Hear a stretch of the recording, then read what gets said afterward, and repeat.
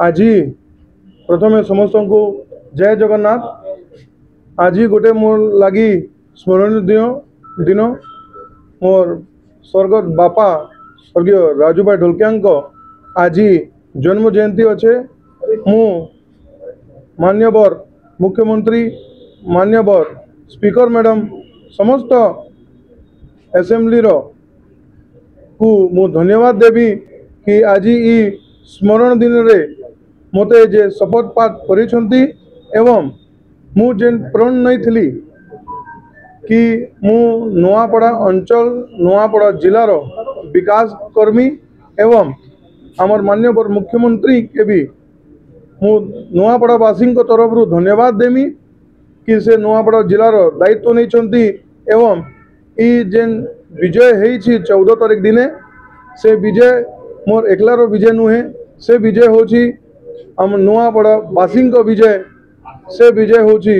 मोर बापा स्वर्गत राजू भाई ढोलकिया विजय से विजय होची समस्त भारतीय जनता पार्टी जिला स्तरीय राज्य स्तरीय एवं राष्ट्र स्तरीय कार्यकर्ता विजय से होची नुआपड़ार जनसेवक विजय।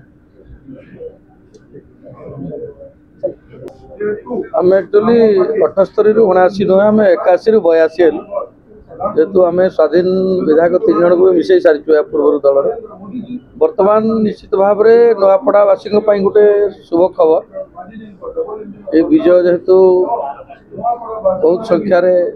भोट देकी से जययुक्त कले जय भाई ढोलकिया को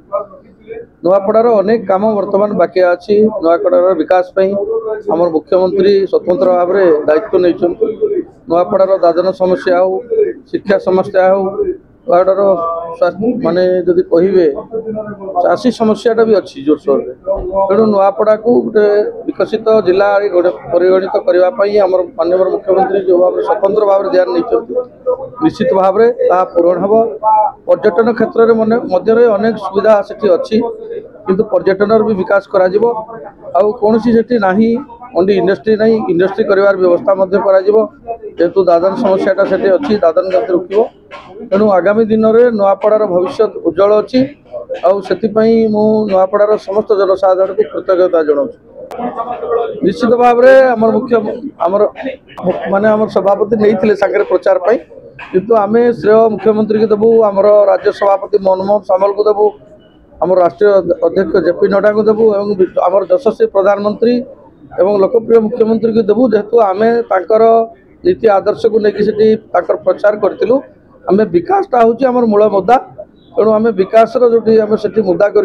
विकास धारा से सामिल होगी ट्रिपल इंजिन सामिल होती